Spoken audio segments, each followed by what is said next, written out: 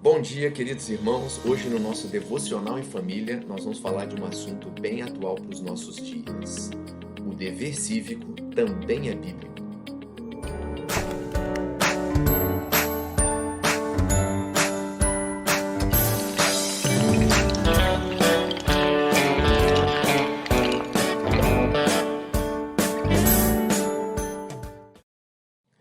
Muito bem. O texto bíblico para o nosso devocional de hoje, ele se encontra em 1 Timóteo, no capítulo 2. Nós vamos ler do versículo 1 ao 4. Eu queria ler junto com você esses 4 versos. Diz assim a palavra de Deus: Antes de tudo, recomendo que se façam súplicas, orações, intercessões e ações de graça por todos os homens, pelos reis e por todos os que exercem autoridade, para que tenhamos uma vida tranquila e pacífica, com toda a piedade e dignidade. Isso é bom e agradável perante Deus, nosso Salvador, que deseja que todos os homens sejam salvos e cheguem ao conhecimento da verdade. O texto aqui de 1 Timóteo, capítulo 2, ele é muito claro e traz várias aplicações para a gente nos dias atuais. Primeiro, Paulo vai destacar de uma forma bem contundente com Timóteo aquilo que ele está recomendando. Ele diz assim no primeiro versículo logo: Antes de tudo, recomendo que se façam súplicas, orações, intercessões e ações de graça por todos os homens. Olha que legal.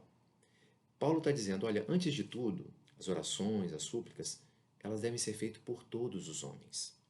E aqui vai meu primeiro desafio, então, que a gente, nesse dia, nessa quarta-feira, que a gente levante, antes de tudo, antes de levantarmos uma petição ou súplica pelos nossos próprios pedidos ou pelos pedidos dos nossos entes mais próximos e chegados, que a gente ore e levante um clamor pelo nosso povo, pela nossa nação, pelo nosso estado, pela nossa igreja. E aí, então, em seguida, a gente conduzir, como Paulo está dizendo aqui, a respeito da oração. Mas antes de tudo, orar por todos. Paulo não para aí. Paulo vai dizer o seguinte, continuando a estrutura da oração: pelos reis e por todos que exercem autoridade. Olha só, Paulo agora está dizendo que era para os cristãos daquela igreja, da igreja de Éfeso, onde Timóteo estava liderando, para que eles orassem também pela autoridade máxima, pelo governante maior, que era o rei, né? E por todos os que exercem autoridade. É muito interessante isso, porque o Império Romano, o governo, estabeleceu que o imperador era uma figura a ser adorada, ele era uma divindade dentro do Império Romano. Então, as províncias, as áreas de domínio do Império, elas introduziam no seu culto religioso a figura do imperador como uma divindade. É, Isso fazia com que essa área, essa região ou província, ela mostrasse a sua lealdade ao império e, obviamente, ter a figura do imperador como uma divindade fortalecia a imagem do império dentro do seu domínio. Mas os cristãos não adoravam ao imperador, muito pelo contrário. Os cristãos sempre adoraram, desde o passado até hoje, ao único Deus verdadeiro, revelado nas Escrituras. O Deus que se manifestou na pessoa do Pai, do Filho e do Espírito Santo. O Deus que se revela através da Sua palavra, através da história registrada na Sua palavra. E isso trouxe inclusive problema para os cristãos. Os cristãos foram perseguidos durante muitos anos pelo próprio governo, esse governo a quem Paulo recomenda orar por ele. Então, o fato dele ter sido perseguido ou de ter o imperador invocado uma prerrogativa que não lhe era devida, a de divindade, não dá a Paulo o argumento de fazer com que os cristãos se revoltassem, por exemplo, contra as autoridades. Isso está muito claro em Romanos capítulo 13. Você olhando lá no versículo 1 ao 7, você vai ver essa ideia que Paulo está trazendo. Olha, nós devemos respeito e obediência às autoridades. porque elas foram instituídas por Deus. Boas ou más, isso não é a questão para que nós cumpramos a nossa missão e sermos obedientes à palavra de Deus. Cada um dá conta diante de Deus da sua responsabilidade. A nós nos cabe a responsabilidade de, conforme Romanos 13, obedecer e respeitar as nossas autoridades e, conforme aqui 1 Timóteo, orar por elas. Isso não quer dizer que nós não possamos manifestar a nossa concordância ou discordância de algum ato ou de alguma decisão dos governantes, por exemplo, porque a nossa Constituição nos permite isso e até nos incentiva a isso, né? A que nós nos manifestemos, desde que nós o façamos dentro dos limites da palavra de Deus, da lei que nós temos que nos submeter a ela e da ordem, naturalmente. Então, cumprindo esses critérios, nós devemos realmente nos manifestar nesse sentido. Mas, muito mais o que a palavra de Deus está preocupada em nos mostrar aquilo que nós devemos fazer. Devemos orar por eles, pelos reis e por aqueles que exercem autoridade. Isso inclui ao nosso presidente da República, isso inclui o presidente da Câmara dos Deputados, isso inclui o presidente do Senado, isso inclui também o presidente do Supremo Tribunal, inclui o nosso governador.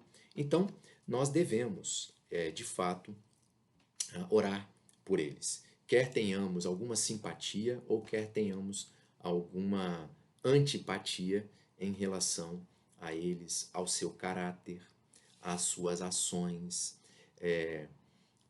Cada um responde por si mesmo diante de Deus. Mas a nós nos cabe essa responsabilidade de orar. E Paulo dá os motivos aqui por que devemos fazer isso. Paulo diz que, primeiro, para que a gente tenha uma vida tranquila e pacífica. Não para a gente viver folgado, mas uma vida tranquila e pacífica para quê? Para que nós possamos viver em piedade e dignidade diante de Deus. O que Paulo está querendo dizer é que devemos orar pelas autoridades para que nós não tenhamos problema nenhuma dificuldade de exercer a nossa piedade e a nossa vida digna do Senhor. Olha que legal. Por que isso? Paulo vai dizer isso no versículo 4. Porque Deus quer que todos sejam salvos e conheçam a verdade. Que todos cheguem ao conhecimento da verdade. Olha que legal. Quem é a verdade? Nós sabemos que a verdade é uma pessoa, é Jesus Cristo. E como eles conhecerão a verdade? Quando nós fizermos o nosso papel, quando nós vivermos a nossa vida de forma piedosa e digna do Senhor, quando nós vivermos a nossa vida de testemunho do nosso Senhor, que é a verdade. Você tem orado para que as autoridades conheçam a verdade? Como que essas autoridades conhecerão a verdade? Quando nós cumprimos o nosso papel de testemunho de uma vida digna e vivida em piedade com o Senhor. Eles também precisam conhecer a verdade. Você tem orado para que alguém que conheça Jesus possa mostrar a eles a verdade? Você tem orado para que eles possam chegar ao conhecimento da verdade, como é aquilo que Deus está dizendo que é a sua intenção, o seu desejo, que todos cheguem ao conhecimento dela? Então, esse é o nosso desafio de hoje. Que a gente ore, em primeiro lugar, por todos e que a gente ore também pelas nossas autoridades, para que eles conheçam a verdade, para que eles julguem, decidam, tomem ações, legislem de acordo com a responsabilidade que receberam, que façam isso com sabedoria, que façam isso para o bem da nação, que tenham os menos favorecidos como objetivo, que possam fazer aquilo que vai trazer benefício ao povo. Ore por isso, você também é responsável por isso.